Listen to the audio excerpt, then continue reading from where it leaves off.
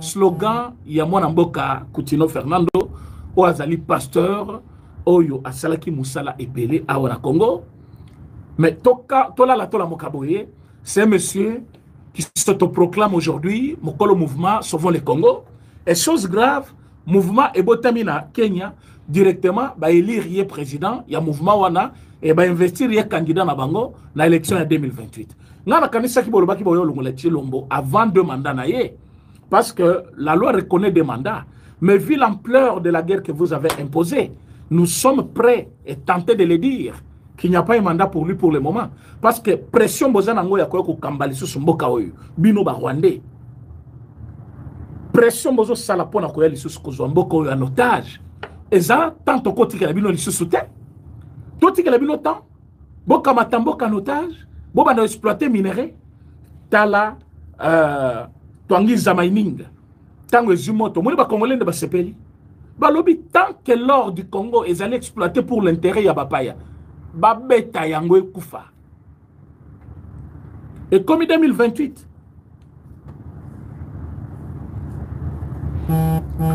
so bomoni bato batu ya boire to tu comme commenter wana azali mutu ya nani wana, hein? Azali mutu ya ba Rwandais wana azoya na netazo pesa conseil légèreté nini quelle légèreté mutaza condamné à mort azotambola na libanda kuna azosama kamna ye yozo lobela légèreté. Le gouvernement fait son travail, président Tshisekedi fait son travail, Félix Tshisekedi soit kenaki na bango na ndenge obozo yozo benga o légèreté parce qu'il est allé bien pour découvrir batunyo so wana les autres commissions bango contre mur. Moi ça Kabila qui fiera akwa kima kende wapi. Il est allé étudier, il va rentrer pour gérer le pays. Il y a commis côté l'engana, le kola pepe. Pour éviter ma kamboa, l'enterre à Tshisekedi. Oh légèreté, il n'y a pas l'enterre, il n'y a pas légèreté. Bango bazaki préparé à tout. Bazaki batoko na bango malembe. Malembe wana c'était l'intelligence, c'était l'idée, c'était même ça qui génie ya Fati Yangwana. Azaki génie. Sokia kendaka na bango na brutalité. Soit que n'a pas de bino bozo kanisa. Et là, vous avez la légèreté. C'est quoi la légèreté? Il fallait que ça tant Kabila Zaki na kitsa ba kangaye. Mais il y a que bimisato le directement ba kanyan ce président boy ba kena malembe. Yewana za dévoilé té. Maintenant, il est dévoilé. Ba tu ba yebiye directement comme kopotana. Kenda ko tala de loko ya papa mbalo bati. Yo pesi pouvoir le bina pesi na bayuma. Siko zongeli po yo yanko ya ko renye. O ko renye wapi? Parce que pour le moment, Makambo Seyindi, peuple congolais ça comprendre. Un traître, un Rwandais tout fait. Talana salle, bah Rwandais. Ne faites pas de bêtises avec votre nationalité, papa. Ko sakanana mboka oite. Mboka oyo soko sakani na ngoko lela ko comme esclave.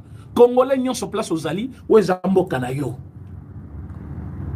Tu étudier plateforme basale. Kabila Azali condamné à mort. Il ne peut pas rentrer au pays. Il ne peut pas rentrer parce que s'il rentrait aujourd'hui, à cause de la condamnée, il va se retrouver dans les mêmes conditions qu'avant. Boyebi que pour que Katumbi Azongawa, il a fallu Tshisekedi au pouvoir. Tant que Félix Tshisekedi a eu pouvoir, mais Katumbi Azongaki. Pourquoi? Parce qu'il était condamné dans le régime passé. Il a fallu, tant que pouvoir échanger, comme il y a qui n'a pas opposition et que l'opposition opposition, il était un démocrate, c'est comme ça. Après ce qu'il y a liberté à Koya. Il y a qui sont les Congolais. Obomi Chebeya, Obomi Boteti, Obomi Thérèse Kapangala, Obomi Général Baouma, Obomi Colonel Mamadou Ndala, Obomi Samba Kaputu, Obomi Katuma Mwanke, Obomi Batebele yo, Obomi Batebele. Sauf que ce qu'on a un massacre de masse, tuerie de masse, Oboma qui est awa. Na kati ya ville de Kinshasa, opération Kofi. Boye bien ngote. Bande kobola eke direct pour la protéger parce que na kobeta ba bordir. Hein? Si on a beta bordir, il faut bozala émission de la protéger, il faut ba liker za lebele. Na éviter comment je dois me répéter, quand vous êtes déjà en ligne, likez l'émission, c'est-à-dire aimer l'émission. C'est-à-dire même si on va attaquer direct, na biso moyen de l'attaquer et c'est YouTube. Mais vous êtes en ligne, un plus grand nombre, mais nombre de jeunes et hommes qui ce n'est pas bien. Alors, Sauvons le Congo, slogan Yamwana Mboka Coutinho Fernando, o azali pasteur, oyo asalaki musala ebele awa na Congo. Mais tola mokaboye, c'est un monsieur qui s'autoproclame aujourd'hui, Mokolo Mouvement, Sauvons le Congo. Et chose grave, mouvement Ebotamina Kenya, directement, élire le président, il y a mouvement Wana, et investir le candidat na bango dans l'élection en 2028. Nana kanisa ki boloba ki boyo longoleti lombo avant 2 mandats na ye, parce que la loi reconnaît 2 mandats. Mais vu l'ampleur de la guerre que vous avez imposée, nous sommes prêts et tentés de le dire qu'il n'y a pas un mandat pour lui pour le moment. Parce que pression bozanango ya koyo kambali sous mboka oyo bino ba Rwandais. Pression bozo sala pona koya lisusu kozwa mboka oyo en otage. Eza tant okoti ke la bino lisusu te. Toti ke la bino tant boka matamboka en otage, boba na exploiter minerai tala twangiza mining. Tango ezimoto moni ba congolais de ba sepeli. Balobi tant que l'or du Congo est allé exploiter pour l'intérêt ya bapaya. Babeta yango ekufa. Et comme en 2028,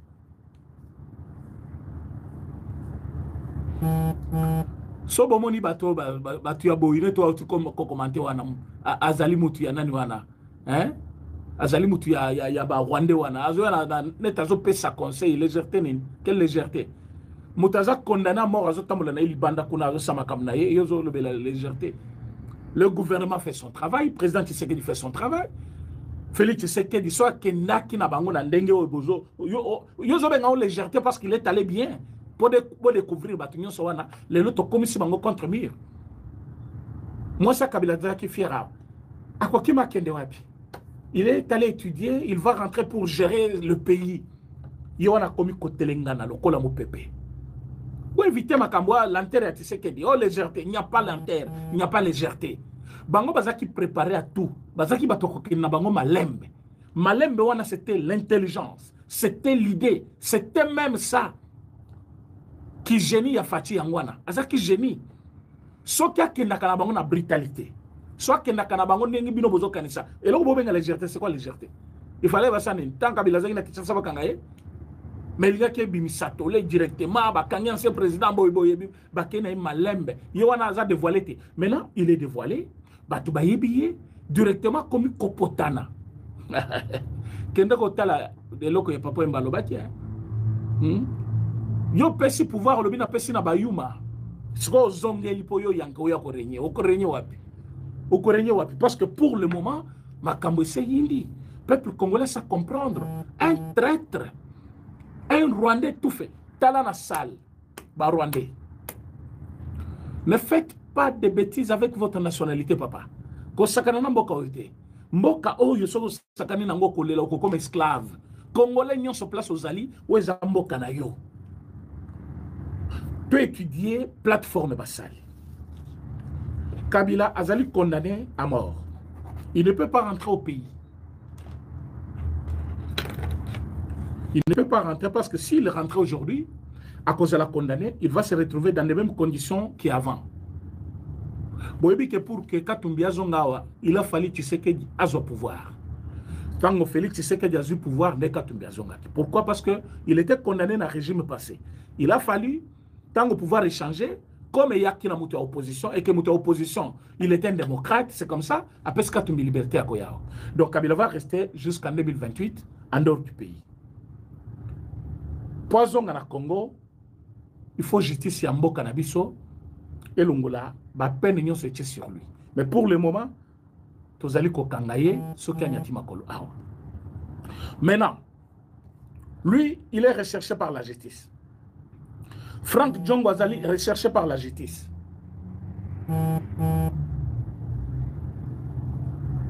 Oyo mususu akeikuna matata ponyo. Même chose. Recherché par la justice. Vous prenez comment il s'appelle Vwemba, Jean-Claude Vwemba. Na Congo central ba lukisaye. Bokamati sikoyo José Makila. Moyibi monene tatawana talanenga ko sala chirurgie kuna pona akonda libomwe koma ki monene akoma ki maladie pene ya liwa. Namoni na internet a photo na yo bakanga ka pa numba na yo wana na États-Unis e bandi ko tamola lisusu nenga zalaki 100 bilamba tata mukolo aligné ka ba jeune fille bana mike eza vie privée na ye to kolobante mais du moins bana mike wana siko bazuye ba photo pona ko sambu ise mokili mobimba mutokolo ba ye wana sans éthique, quelqu'un qui n'a même pas la morale. Tu n'as pas une bonne moralité, tu vas parler comme devant les gens. Et maintenant là les Kambuya Mexique Bank, Nyongwatike la Congo, IG face à se saisir Nango, na minute à Zongi Congo, il faut pas kangaye. Dites-moi maintenant, le plan, il y a souvent le Congo, et vous allez l'appliquer par qui? Dans leur calcul, Bazali Koluka, M. Fayoulou, a zoïdé na bango, a épousé Vision na bango, il y a souvent le Congo. Il y a un balobi des partis politiques, des plateformes. Balobi, nan mousso atikala kia, Kabound. Namole lo ba uti ko pese diplôme et licence. Si mtu azaki na prison na ebité quand est-ce qu'il étudiait, azaki na ordinateur na nani azo zo ba cours en ligne, on ne peut pas nous expliquer ça. Ba pese diplôme et licence so na Université libre de Kinshasa, je ne sais pas c'est quelle université. Le monsieur azaki na niveau d'études naie, atanga ki déjà ba science naie mususu avant ya kokota, mais il avait un niveau de graduat tout simplement. Alors aujourd'hui, namole diplôme naie. Balobi yepe azali pointé par Kabila pour qu'il ait épousé Idé Naye. Ça veut dire quoi? Kabila va rester toujours en dehors du pays. Mais plateforme Naye est fonctionner dans le Congo. C'est ce que nous attendons voir. Jacquemaine Chabani, tu es interpellé. Parce qu'ils vont venir ici avec le texte. Ils vont dire, nous sommes des Congolais, nous sommes libres. C'est notre plateforme. Ça va fonctionner. Parce que Kabila Koyate, Matata Koyate, Vwemba Koyate, Frank Diongo akoyate, Banani bakoya, Kabange Numbi, on a mona kiwana. Kabange Numbi azakiwana akoya. Bayebi singai nana azakiwana, nani oyo plus mobile. Akangi photo mon côté. D'ailleurs, Robert azakiwana akoyate, 7 kikuni. Maintenant soki tozui 7 kikuni. Tozui batuana mususo. 7 kikuni azaki na prison, moi c'est nazolela matin midi soir. Oazo c'est la crise. Akitina ni azo kufa. Yewana bimi akeko sangana rebelle, quelqu'un qui est recherché par la justice, akeko sangana na ye na Nairobi kuna, bazo sala plan ya ko attaquer Congo. C'est un mouvement rebelle. Croyez-moi. Ce qu'ils ont fait na Nairobi, c'est un mouvement rebelle. Boyebi tango ba créer ki AFC par Nanga. Nanga ibisaki binoni. Nanga lobaki non, c'est une plateforme politique. Nous, on n'est pas une branche militaire, ce n'est pas la rébellion. Nous allons reconquérir le pouvoir, tout ça.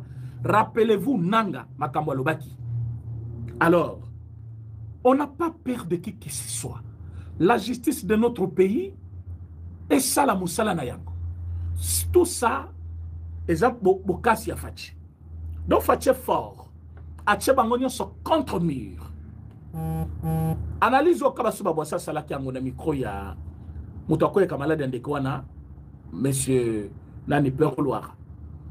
Alors, je ne vois pas Tshisekedi quitter le pouvoir avant 2028. Pourquoi? Parce que je ne vois pas qui va les combattre. Et qui est le meilleur candidat avec de bons profils où les Congolais vont voter na place naïe. Alors, na bango, nani a kokende kosa l'opposition na Congo na Kinshasa. Nazo mona été. Quand azolo babongo na pero ayoka kite. Azonga na Kinshasa abanda ko ganga na micro na ye, azonga plutôt na Belgique place azeli ko bata makuna, abanda ko ganga na micro na ye. Mais ayebake dans toutes les façons bato bazali ko tinda awa, ils auront le problème avec la justice. On n'a pas peur de qui que ce soit. Tout ça sur le plan diplomatique, tout ça sama kambo comme il le faut. Mais opposant nyon soit ko zwa manduki, wa ko sala musala contraire à la loi, place na izana boloko. Place na izana boloko. Donc na minute oyo, mais c'est Joseph Kabila et sa bande bazali na kate rébellion et basali sko plateforme lokola nanga salaki. Bandeko bolanda ngai bien placé. Boyo kanga bien placé. C'est-à-dire batuya M. Kabila baza déjà na Zamba. Et batongo baza banani. Tous ces groupes que vous voyez, les Willingoma, les Bissi, voilà, baza batuna bango. Maintenant, ils ont créé ce mouvement pour que lutte moko banda wana Kinshasa, baba na kosala ba marche, baba na kocha population panzi likolo, basala ba mouvement moko net opposition ils allaient koningana. Ce n'est pas l'opposition, c'est le plateforme rebelle, mouvement rebelle. Ou ça doit être plateforme politique ayant une branche rebelle.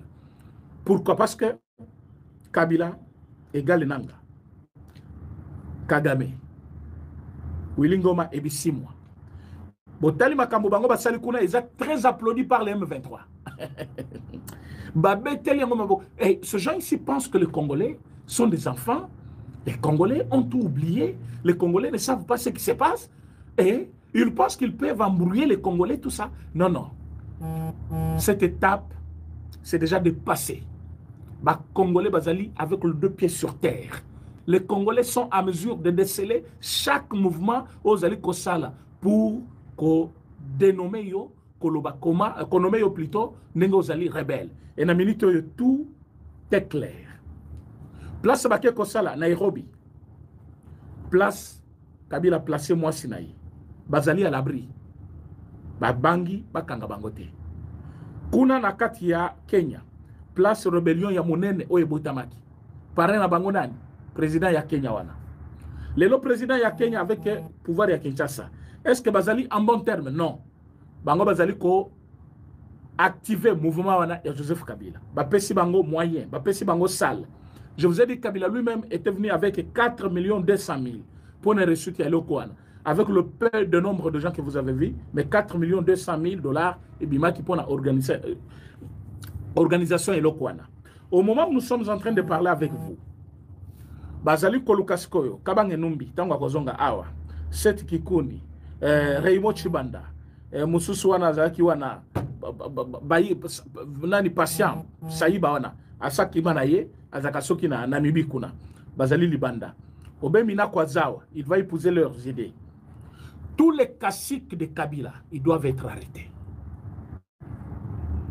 Jacquemaine Chabani, monsieur l'auditeur général de FRDC, Jean-René Likoulia, mon général, Moussalangoy.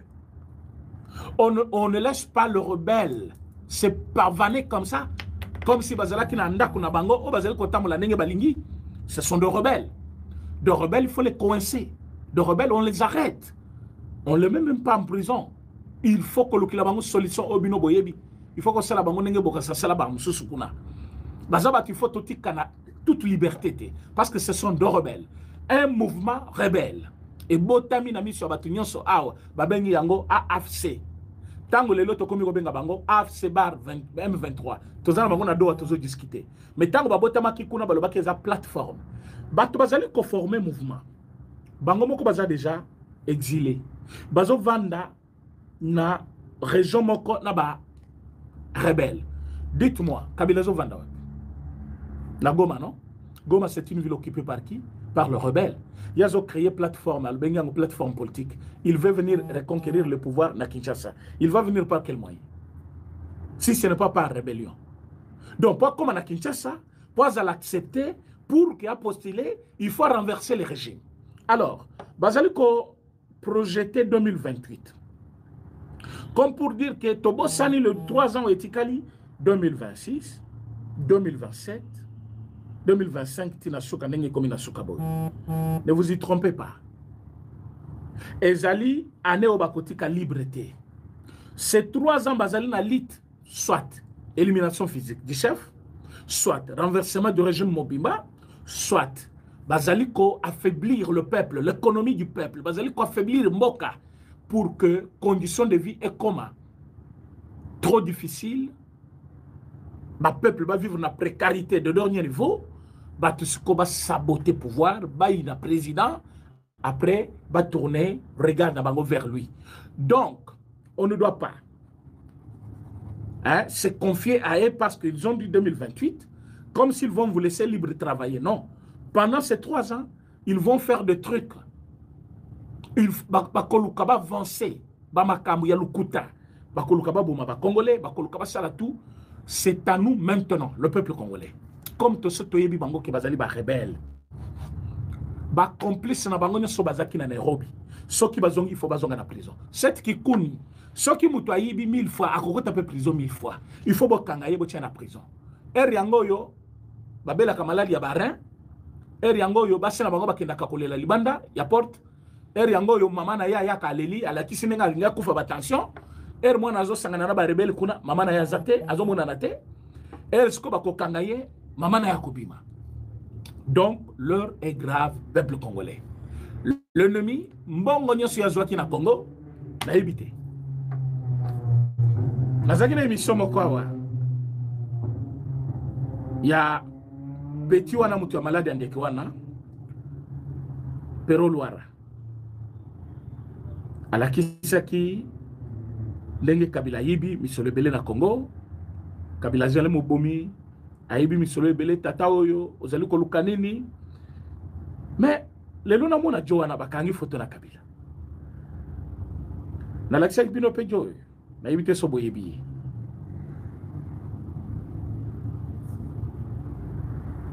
botala Rwanda oyo ngana koloba te bopesa ngaka kombo na eso bolanda makambo ya Congo bopesa ka komone na commentaire na lancé défi na plus de 500 personnes so boyebi kombo ya tata oyo bokoma kombo na commentaire.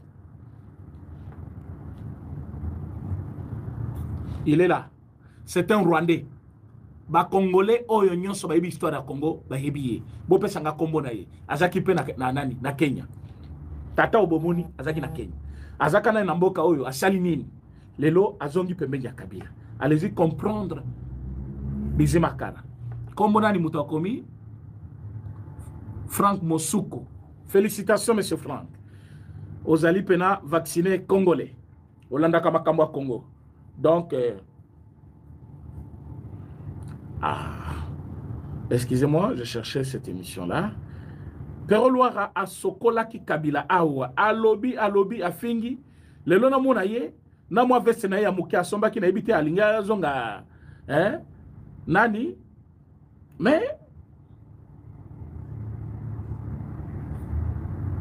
na mona boy bakangi photo et le monsieur Bizé Makara que vous avez vu sur la photo azaki pe na Rwanda et na Kenya akepe ko sauver Congo. Vous imaginez ça? De Bizé Makara ya Kigoma aye Kenya plutôt ko sauver Congo. Vous voyez comment Kabila veut jouer avec les Congolais. Est-ce que biso il faut total na mi surtout bana hotel bango ndenge bazo sala buzo bana parce que déjà ambassade ya Kenya awa il faut to quatre relations na bango. Il faut to quatre relations. Toi ne peut te profiter na Kenya te. To quatre relations. Il faut ambassade ya Kenya. Ndenge zaliwana même avion na bango ekitakawa Kenya Airways. Faut avion na matango na kena nango Dubai na retour biloko etikala eye kozonga kokoma osoki après 2 jours ou 3 jours.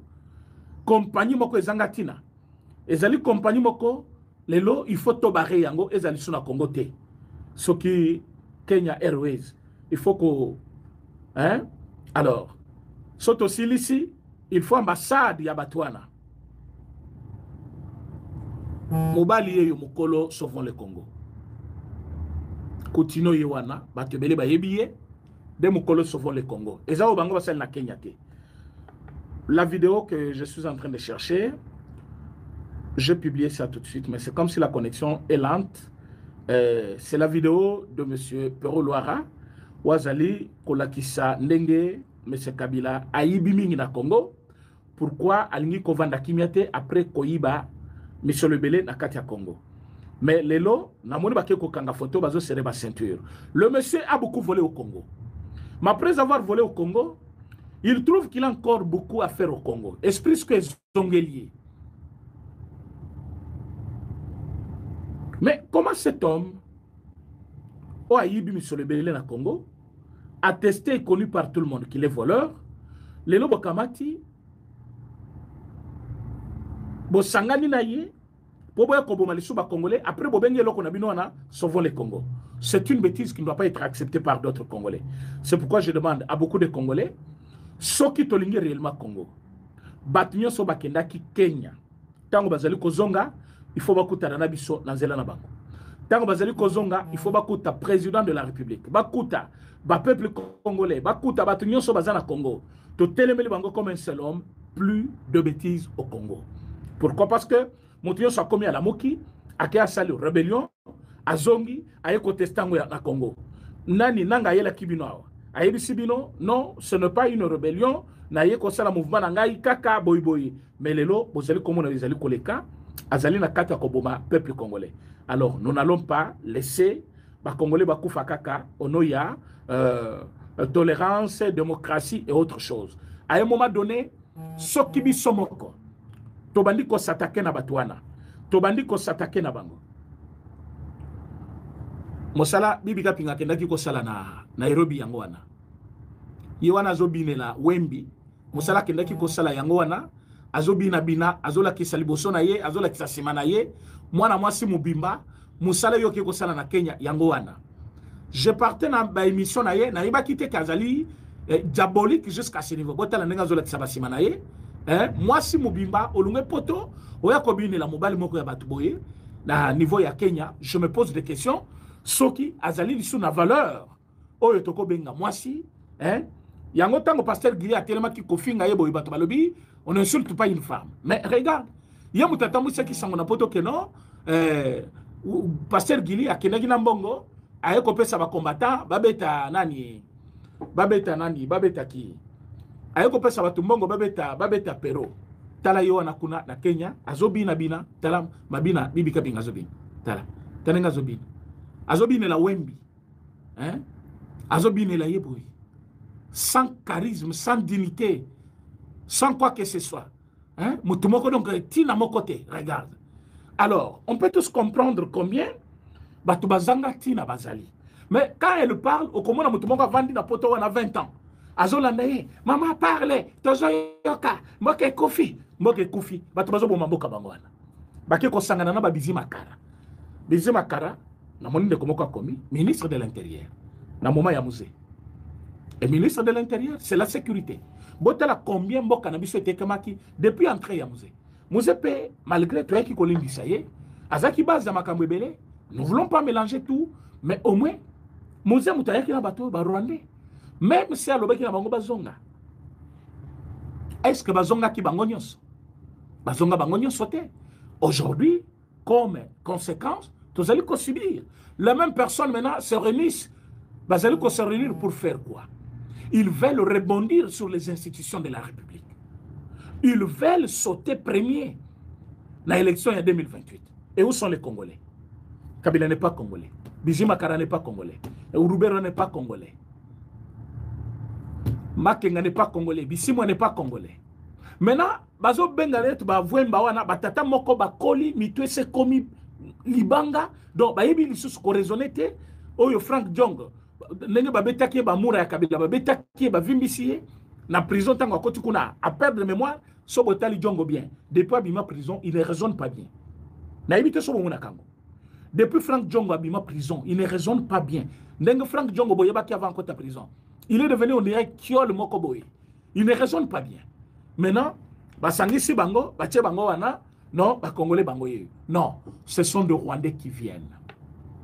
Les Rwandais qui veulent récupérer les pouvoirs. Et nous n'avons pas le temps. Il y a un pouvoir na biso. Kopé sali soba Rwandais. Bakende ko sala oni ni soba lingi basala. Bazo ebisa bino non, toza ko libérer Congo. Boza ko libérer Congo. Et bongo tango biso to ebisa kibino, sauvons le Congo. Ezali slogan ya batu ya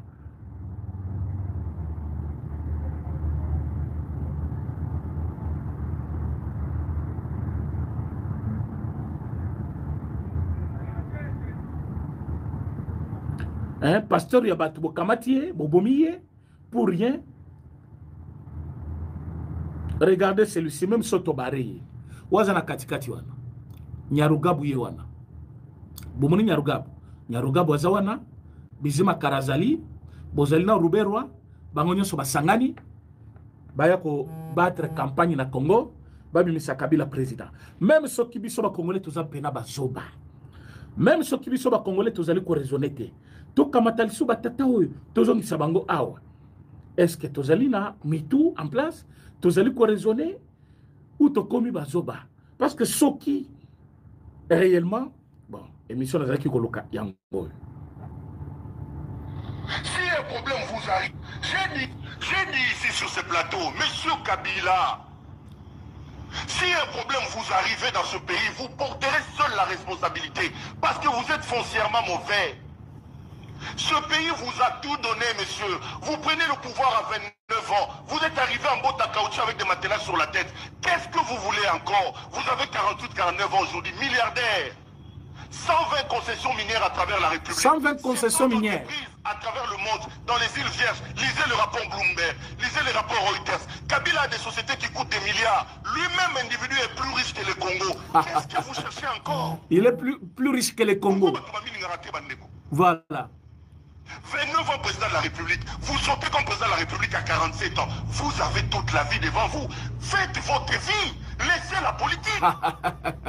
J'ai dit ici, ne suivez pas Némi Moulania. Ne suivez pas Mova Sakani, M. Kabila. C'est turiféraire. Ces flagorneurs, ces flatteurs vont vous amener vers l'enfer. C'est pour leurs propres intérêts qui sont autour de vous, M. Kabila. On dit Magité. Monsieur Kabila, les Congolais sont hospitaliers. J'ai dit ici sur ce plateau, si un problème vous arrive dans ce pays, vous porterez seul la responsabilité parce que vous êtes foncièrement mauvais. Ce pays vous a tout donné, monsieur. Vous prenez le pouvoir à 29 ans. Vous êtes arrivé en botte à caoutchouc avec des matelas sur la tête. Qu'est-ce que vous voulez encore? Vous avez 48, 49 ans aujourd'hui, milliardaire. Voilà. 120 concessions minières à travers la République. 70 entreprises à travers le monde. 70 entreprises à travers le monde. Lisez les rapports Reuters. Kabila a des sociétés qui coûtent des milliards. Lui-même, individu, est plus riche que le Congo. Qu'est-ce que vous cherchez encore? Pourquoi le plus riche que le Congo est devenu votre candidat.